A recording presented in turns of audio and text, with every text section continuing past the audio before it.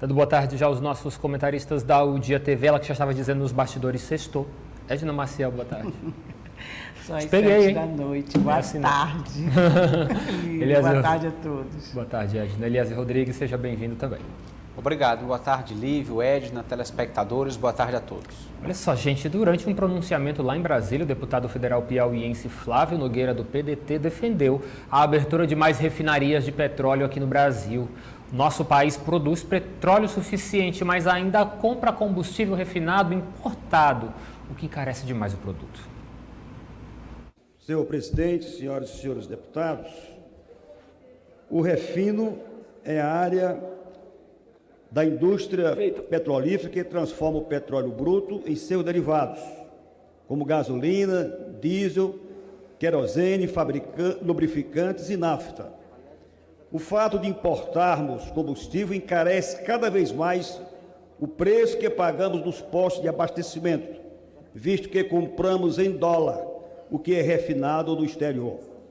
É verdade que somos autossuficientes em petróleo, o que exportamos como matéria-prima, mas ninguém abastece veículo algum com petróleo em estado bruto. O abastecimento dos tanques de combustível de nossos carros é feito com gasolina e diesel, produtos refinados. Ou seja, exportamos o petróleo, porém importamos o combustível.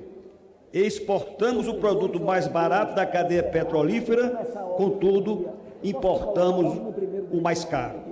E cada vez pagamos mais caro pela importação dos produtos derivados do petróleo. Para que se tenha uma ideia de como se dá esse aumento com os gastos da compra dos produtos petrolíferos refinados. Segundo a Associação dos Engenheiros da Petrobras, o diesel importado dos Estados Unidos em 2015 respondia por 40% do total. Já em 2017, superou 80% do total importado para o Brasil.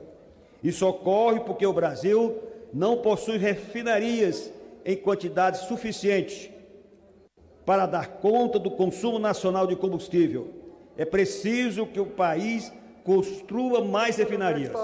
De fato, as duas últimas instalações de refino aqui construídas foi no governo do ex-presidente Luiz Inácio da Silva, em 2016 e 2019.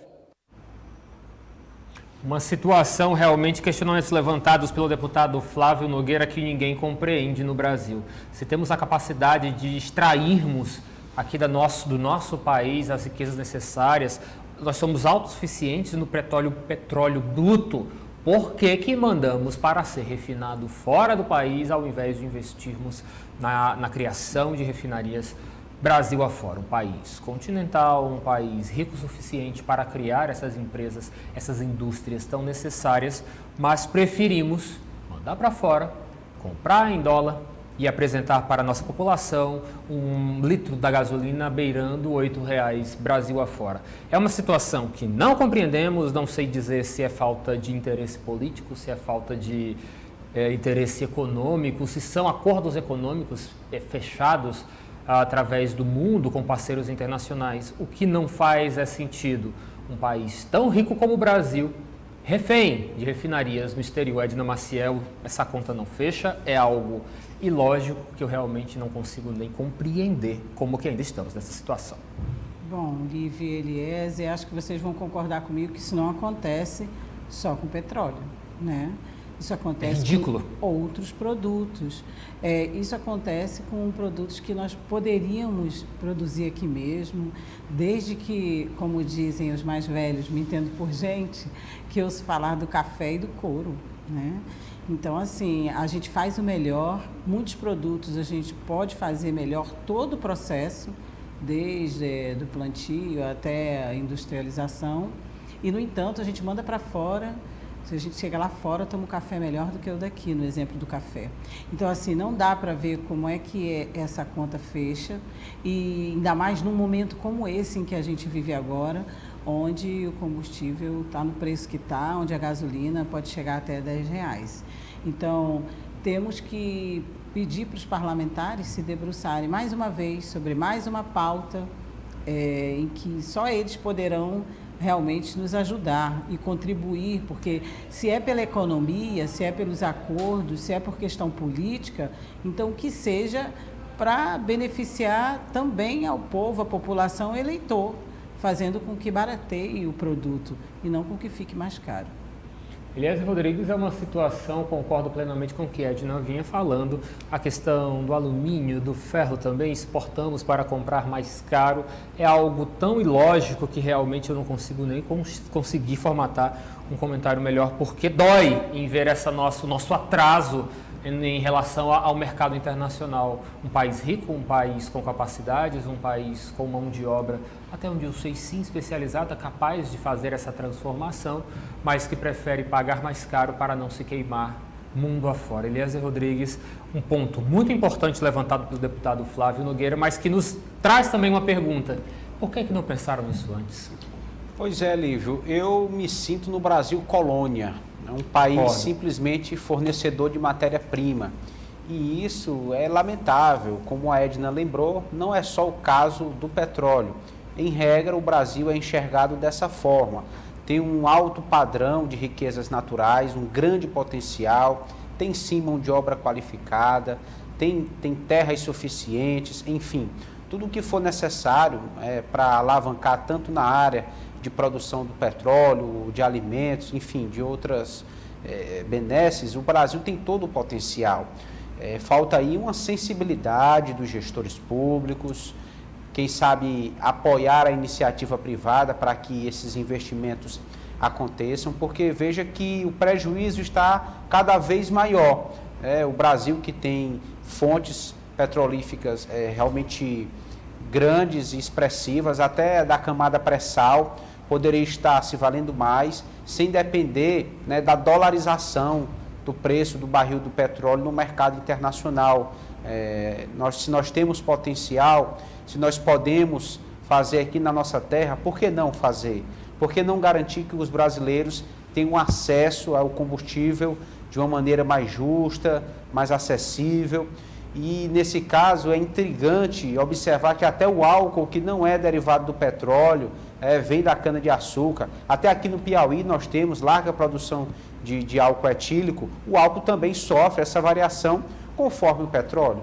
Veja que é uma política até injusta nesse sentido, que acaba rendendo o cidadão a uma situação vexatória, constrangedora, nos obriga a acumular todas essas despesas, quando eu digo nós, a população de uma forma geral. Lembrar que o preço do petróleo vai interferir em toda a cadeia econômica e o momento, eu acredito, que é de repensar. Será que toda vez que acontecer uma crise, toda vez que o governo precisar fazer investimentos ou arrecadar mais, e isso vai incidir no preço do petróleo, gasolina, diesel, enfim, nós sempre vamos pagar a conta dessa maneira? Essa vai ser a alternativa, colocar a faca no pescoço do cidadão. Então é lamentável, é muito válido esse posicionamento do deputado federal Flávio Nogueira na Câmara Federal. Tomara que tenha sensibilizado, chamado a atenção, trazido à tona de volta esse debate, porque não adianta só se reclamar, alguma coisa precisa ser feita. O Eliezer tocou no ponto que eu acho que realmente é crucial. Ainda nos enxergamos como Brasil colônia, apenas um terreiro de produção de materiais para o mundo e benesses ao nosso povo. Pode ficar para depois. Acorda, Brasil. Se é falta de vontade política, cobremos dos nossos deputados, dos nossos presidentes, governadores, prefeitos. Nós não precisamos continuar sendo refém do dólar. Muita gente, às vezes, Edna e Eliezer, eu escuto falando o que o dólar tem a ver com a minha vida aqui, no miolo do Piauí. Tá aí. Dólar interfere diretamente no valor do combustível que você consome, porque não temos uma questão de produção e de refinaria aqui em nosso país. Acorda, Brasil. Está passando da hora. O deputado estadual Georgiano Neto, do PSD, garante que o partido não abriu mão de indicar nomes para a chapa majoritária governista. Ele também revela que se o deputado Júlio César for compor com Rafael Fonteles, o nome do próprio Georgiano vai disputar a vaga no Congresso Federal no lugar do pai. Vamos ouvi-lo. Bem, hoje eu trabalho a minha reeleição para mais um mandato à Assembleia Legislativa. Nós temos na Câmara dos Deputados um grande parlamentar, que é o deputado federal Júlio César, que já está no seu 6º mandato. E o natural é uma reeleição, mais uma reeleição do deputado federal Júlio César. Num cenário dele compor a chapa majoritária, o nosso nome está à disposição para disputar uma vaga à Câmara dos Deputados. Nós temos dialogado, tivemos uma conversa com o governador Wellington antes da sua viagem internacional, depois tivemos uma conversa com o secretário Rafael Fonteles e devemos voltar a conversar com o governador Wellington ainda este mês, assim que ele retornar, e nós temos buscado um entendimento, né? O nosso partido reafirma o desejo de participar da chapa majoritária com a indicação do vice, e nós temos um grande nome, que é o do deputado federal Júlio César. Claro que existe uma disputa pela indicação do vice, nós vamos aguardar definições e aí o partido vai se reunir e buscar qual a melhor estratégia para as eleições do próximo ano. Nós reafirmamos o desejo de compor a chapa majoritária, é uma decisão que não cabe a gente, o governador Wellington é o grande comandante desse processo. Nós vamos continuar defendendo a nossa bandeira, continuar defendendo o nosso projeto. Havendo a definição, nós vamos avaliar e realmente ver qual as melhores decisões para o PSD no próximo ano. Já está aqui ao vivo em nossos estúdios o nosso companheiro João Magalhães, editor de política do Jornal O Dia. Oi, João, boa tarde. Olá, Lívio Galeno, boa tarde para você, boa tarde a Edna Maciel, Elias Rodrigues e, claro, a nossa audiência. João, e essa insistência do PSD já está ficando desconfortante. O PSD porque quer indicar um nome de vice na chapa que vai ser encabeçada pelo Partido dos Trabalhadores. É natural do processo político, cada partido tem que lutar mesmo por espaços na chapa majoritária, tentar fortalecer chapas ao legislativo, e o PSD cumprir esse papel. É um partido que de fato é grande, todo mundo tem conhecimento do tamanho do partido, um partido que tem muitos prefeitos, que tem lideranças fortes aqui no Piauí, como o deputado federal Júlio César, o deputado Georgiano, entre outros nomes. Então, cumpre esse papel protocolar, de ao mesmo tempo em que tenta formular chapas competitivas, tanto a Assembleia Legislativa quanto a Câmara Federal, também fica buscando aquele espaço na chapa majoritária. Afinal de contas, a gente sabe que esse espaço, por mais que hoje o MDB tenha vantagem, a discussão só termina mesmo quando a chapa é registrada. Então, eu diria que é natural do processo político cada partido lutar por esses espaços, e a seu favor o PSD sempre utiliza esses argumentos, né, de ser a sigla que tem como líder o deputado federal Júlio César, que é um nome de expressão política no Estado, todo mundo conhece a sua experiência, e também, claro, a grande quantidade de prefeitos que a sigla tem no interior. Então, esse embate é natural, ele vai ocorrer até, de fato, o ser concluído esse processo de finalização da chapa majoritária, é mais uma discussão que vai ser mantida aí, com certeza, para os próximos meses também. O que a gente observa é que essa discussão vem ganhando muito espaço na imprensa, o que de forma, Eliezer Rodrigues, traz um certo desgaste aos partidos que compõem a base de apoio e de sustentação ao governo Wellington Dias. O que mais se fala quando observamos, quando ouvimos o grande articulador deste grupo político, que é o próprio governador Wellington Dias, é de que há um desejo de paz na base. Quando nós observamos que, de certa forma, esses componentes da base se utilizam da imprensa na tentativa de dar mais peso às suas cobranças, gera uma certa instabilidade no seio da base, o que realmente só traz mais dor de cabeça para o principal articulador político desta realidade. Você concorda com isso, Eliezer? De certa forma, publicizar essa questão, essas instabilidades, essas disputas internas, trazem prejuízos para a base? Pode acontecer, Lívio Galeno. É natural que cada partido pleiteie os melhores espaços, especialmente esses partidos que têm uma maior base pelo interior do Estado, maior número de prefeitos, vereadores, lideranças. É o caso do PSD, é o caso do MDB, partidos de grande expressão, com bancadas na Assembleia Legislativa, enfim. Agora, realmente, você criar um clima de disputa interna, de instabilidade, pode desestimular a militância, né? Nós sabemos que os presidentes de partidos, dirigentes, por si só, não podem fazer tudo, não conseguem grandes resultados. É preciso garantir que o grupo, a base, a militância, como um todo, permaneça unida, ativa, engajada, empolgada no projeto que o partido vai assumir. Então, quando se vê em situações de conflito, de brigas internas, o efeito é o contrário. A tendência é que os militantes venham assim entristecer, se chatear e assim não vão às ruas como poderiam ir, com todo o ânimo, com toda a disposição, em busca de votos para o partido. Não é? Então, é importante saber administrar, cobrar, manifestar claramente as intenções, mas sem criar ali conflitos, crises, situações que possam gerar divisão. Não é? Cada sigla deve ter essa preocupação nesse momento de articulações, na verdade, de fato, visando as eleições de 2022. Edna, mas é interessante destacarmos para o pessoal que nos assiste agora pela O Dia TV, no quadro Política do Dia, como é a política. O PSD luta com unhas e dentes, como se diz no popular, pela indicação de vice na chapa petista. Mas é claro, se nada der certo, já tem o plano B, C, D e E. Nós temos Georgiano se confirmando como um interesse de disputar a reeleição para a Assembleia Legislativa do Estado do Piauí, mas também temos ele podendo disputar a vaga deixada pelo seu pai, numa vaga, numa cadeira no Congresso Federal em Brasília. O que nós percebemos é este plano de poder sempre muito bem delimitado e, é claro, plano A, B, C, D e E, sempre sendo discutido, sempre sendo considerado. O que não pode é não ficar, não concorrer pelos espaços à disposição. Até porque, Lívio, as eleições já estão aí nas ruas praticamente.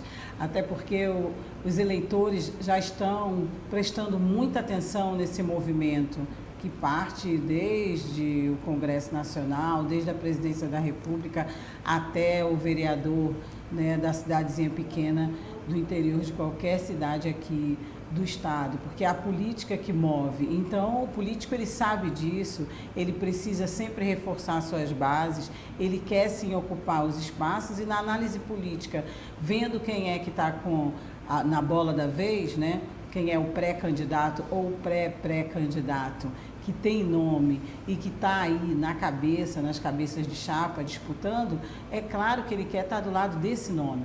Né? Então, ele não vai querer só estar não só na cabeça de chapa, como sabendo que pode ocupar outros espaços. Então, se ele não pode concorrer a vice, ou se a concorrência a vice está mais acirrada, como é o caso, e eu acho que vai apertar ainda mais daqui para o final dessa etapa, né? O meio de 2022 até as eleições, o que o deputado Georgiano faz agora, fala e divulga, é o que muitos líderes de muitos partidos e quem está aí na concorrência vai fazer. Publicizar pode ser ruim e pode ser bom, né? Tem o seu lado bom e como o João Magalhães, o colega João Magalhães disse, é natural, né, da política, é natural que nesse posicionamento e nessa condição, Georgiano e outros também líderes se posicionam dessa forma. Quem é que não quer ser o vice, né? E não sendo vice e tendo condições de disputar uma vaga em nível estadual ou federal, vamos à luta. Eu acho que ainda a gente ainda vai ver muito discurso desse daqui até as eleições. Mudando de assunto, o deputado estadual Marden Menezes, do PSDB, demonstra preocupação com a falta de competitividade da chapa proporcional do Ninho Tucano para as eleições do próximo ano aqui no estado do Piauí.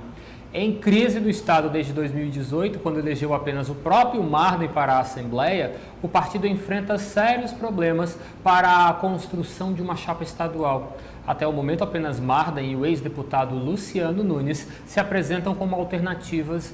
O caminho, na realidade, dos tucanos pode ser o Partido Progressistas, caso não encontre viabilidade política dentro do PSDB. Marden explicou que, de forma clara, que na disputa para a Câmara e a Assembleia seria necessária uma estratégia, aumentando o número de concorrentes dentro do próprio partido. Marden não está se sentindo confortável e, de certa forma, João Magalhães, é o que a gente já vinha falando há muito tempo, quando nós citamos, por exemplo, o PSDB.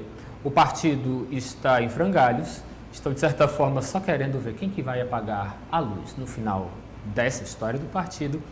E realmente não é de se estranhar observar Marden criticando uma falta de competitividade no Ninho Tucano. Isso, Lívio.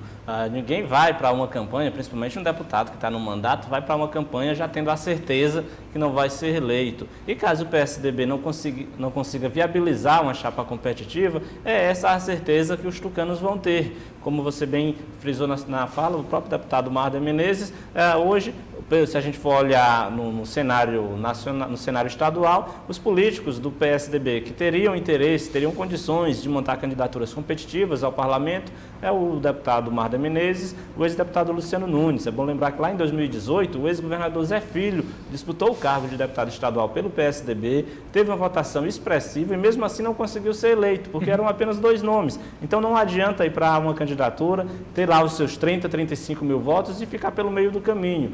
Portanto, é natural esse comportamento do deputado Marder Menezes. Vai ser absolutamente comum, caso a gente chegue lá pelo mês de fevereiro, né, chegando à janela partidária, o PSDB não conseguindo viabilizar uma chapa competitiva, vai ser o caminho natural. O Marder Menezes procurar outro rumo, outro destino partidário, porque primeiro, claro, todo mundo quer salvar o seu mandato, quer salvar a sua pele. Depois entra a discussão partidária. Se o PSDB não conseguir atrair mais nomes para chegar lá de forma competitiva, com certeza o deputado Marder sai da sigla e vai procurar um partido que vai lhe dar a legenda, vai lhe dar as condições de trabalhar a sua reeleição.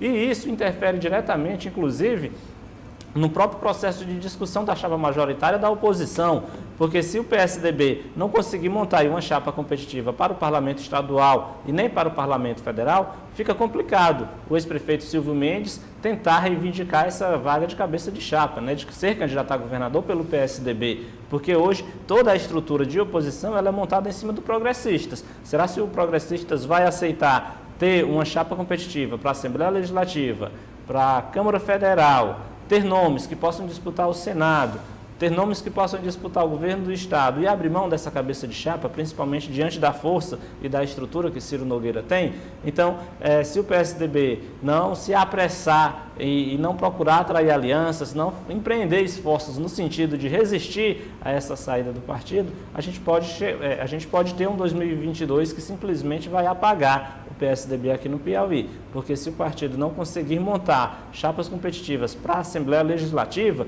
isso porque na Câmara Federal está quase impossível, com certeza fica mais complicado também para o Dr. Silvio Mendes tentar se viabilizar, ou pelo menos reivindicar o espaço de cabeça de chapa na chapa majoritária. E é importante também destacarmos, Eliezer, que este caminho do tucano em questão, Marder Menezes, ser o Partido Progressista, nada mais natural, visto que o pai dele também já está lá.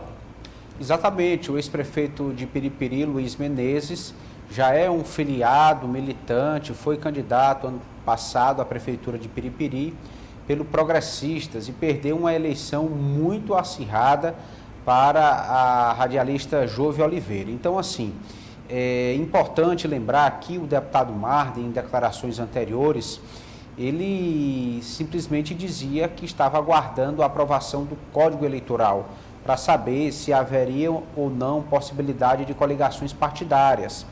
Então, esse martelo já foi batido, o prego está com a ponta virada, não será possível a formação de coligações partidárias próximo ano, então o caminho é procurar siglas que deem segurança, força suficiente para garantir aos candidatos, especialmente a esses com mandato, com serviço prestado, alta expectativa de eleição, uma estrutura mais adequada.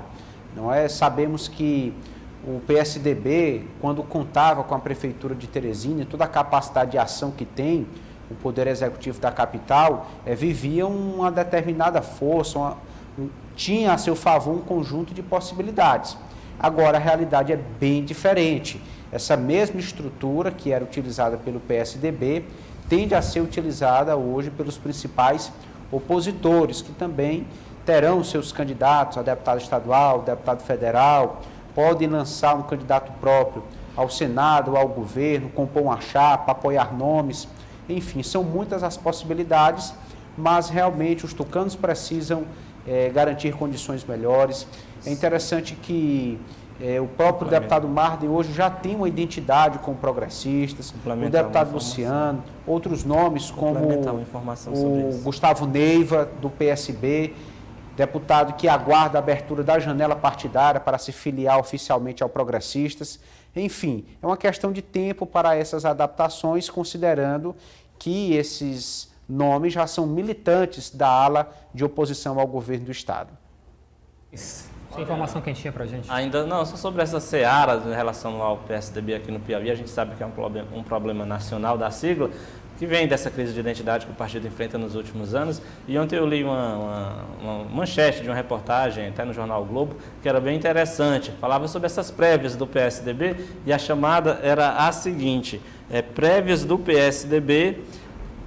PSDB escolhe nas prévias quem deve perder a eleição presidencial, se João Dória ou se Eduardo Leite. Porque, de fato, é hoje o cenário que representa bem o momento em que o PSDB vive no cenário nacional e também aqui no Piauí, com essa situação, essa indefinição. É um partido que hoje realmente está enfraquecido, porque não tem prefeituras aqui no Piauí, não tem nenhum representante na Câmara Federal, só tem um deputado estadual que vai, claro, priorizar a sua reeleição no ano que vem. Portanto, se o partido não ofertar uma legenda forte, ele mesmo vai sair da sigla. Então, e isso que ocorre no Piauí é, na verdade, uma consequência desse enfraquecimento, dessa crise de identidade que o partido vivencia no cenário nacional, onde até mesmo realizando prévias, o que ajuda a movimentar a militância, mostra que o partido não consegue apresentar, de fato, uma alternativa viável para 2022, já que no cenário nacional a gente tem uma questão polarizada entre o ex-presidente Lula e o presidente Jair Bolsonaro,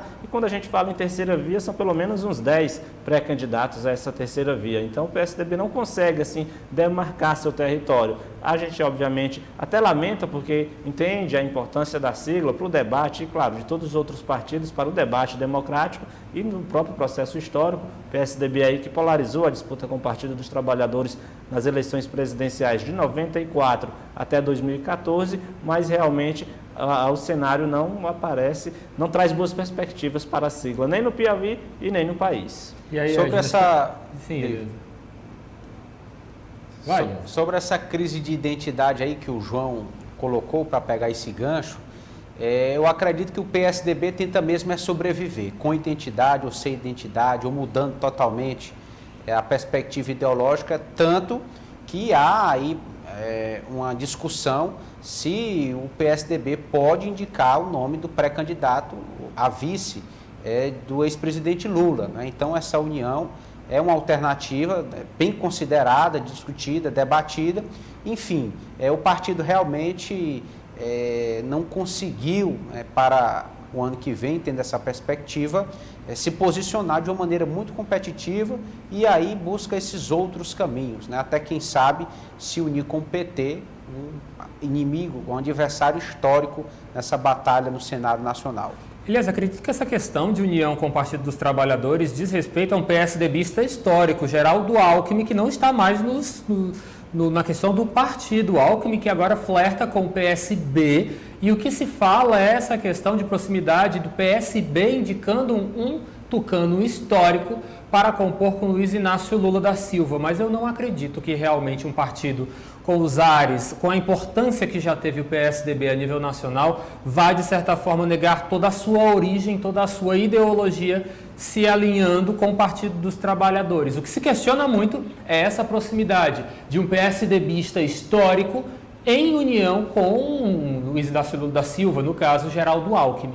Mas Alckmin não faz mais parte do partido. Edna Maciel, para a gente, de certa forma, apenas encerrar este assunto, eu queria saber de você, é o fim do PSDB no Brasil? Pois é, diante dessa especulação aí, ou dessa divulgação que a gente vem vendo na imprensa, e como você falou, mesmo sendo assim, Lívia, Geraldo Alckmin é um PSDBista histórico, né? Tem a alma tucana, né? Tem, apesar de pensar de um PSDBista histórico em nível nacional, com alma tucana, como bem o João Magalhães colocou, se unir a um grande opositor ideológico, vamos dizer assim, que é o ex-presidente Lula, não só está em frangalhos, não estou dizendo que isso é negativo, mas é a história, é o perfil tão diferente, é a ideologia que não bate nem lá nem cá, da gente ver que não só está em frangalhos, como foi a expressão que você usou e vem usando, mas que está se acabando. E aí eu vejo como será aqui no Piauí? Como a gente vê um tucano também histórico como Silvio Mendes, partindo para essa nova etapa dele, tão animado, né? Colocando o seu nome, como é que a tucanada vai voar agora? Para que ninho vão, né? E se juntarão realmente a ninhos tão diferentes? Então, eu acho que é sim o início, se não dizer já o meio do fim, né? Então, se os PSDBistas não correrem atrás, não procurarem novamente o seu caminho, eu acho que a tendência é, se não o fim agora, mas a gente já está esperando por esse fim. A gente está vendo isso. E é uma pena, como o João Magalhães bem colocou e em outras ocasiões também, porque a boa política se faz desses partidos, né, dessas discussões, dessas oposições. É uma pena e espero até, inclusive, Lívio e colegas, que isso não aconteça para a boa política do Piauí e do país.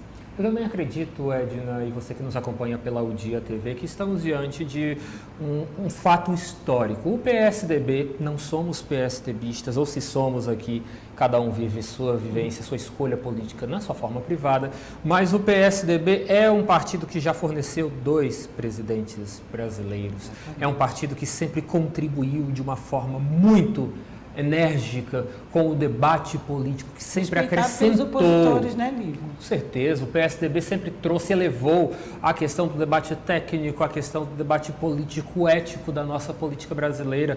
E assim, de certa forma, é algo muito triste observar de camarote, porque é o que nos resta fazer, visto que nós não somos tucanos, observar de camarote o fim desse partido que tem a sua história registrada Brasil afora. Mas vamos acompanhar, não estamos desejando mal para o PSDB, vida longa ao PSDB, viu? Eu, longe de mim, desejar o mal para algum partido político. Só, gente, eu queria trazer agora uma última informação para você, porque a Polícia Civil do Estado do Piauí, por meio do GRECO, que é o Grupo de Repressão ao Crime Organizado, efetuou nesta sexta-feira a prisão do ex-prefeito de Curimatá, José Arlindo da Silva Filho. Ele é conhecido como Zezinho do Tomate. A prisão se deu durante o cumprimento de mandados judiciais na comarca de Avelino Lopes. O GRECO não informou o teor da operação, mas disse que as diligências ainda estão em andamento e que já foram apreendidos 2 veículos roubados e 2 armas de fogo com munição. Além de Zezinho do Tomate, outras pessoas também foram presas nesta ação. O ex-prefeito de Curimatá, José Arlindo da Silva Filho, já havia sido preso no ano de 2008 durante uma operação da Polícia Civil, que investigava o roubo de cargas na região sul do estado do Piauí. À época, ele era prefeito eleito do município. Na ocasião, a polícia apreendeu com ele uma arma de fogo. Ainda vamos acompanhar o desenrolar desses fatos. Lembrando a você de casa que todos os detalhes acerca deste assunto você encontra no seu líder de credibilidade, portaludia.com. Então, Magalhães, por hoje é só. Um excelente fim de semana para o senhor. Boa tarde e até a próxima segunda-feira. Muito obrigado, Lívio Galeno. Boa tarde para você, Eliézer Rodrigues, Edna Maciel e, claro, a nossa audiência. Tenham todos um bom final de semana e até segunda. Edna Maciel, boa tarde para a senhorita. Boa tarde, Lívio. Boa tarde aos colegas. Lembrando uma data importante de amanhã, o Dia da Consciência 20 de novembro. Negra. Muito bem. Edna, obrigado, viu? Bom descanso para você. Obrigada e bom fim de semana para todos. A você também. Eliézer Rodrigues, aquele abraço. Muito obrigado. Boa tarde, até amanhã. Até segunda. Até segunda. Política do dia.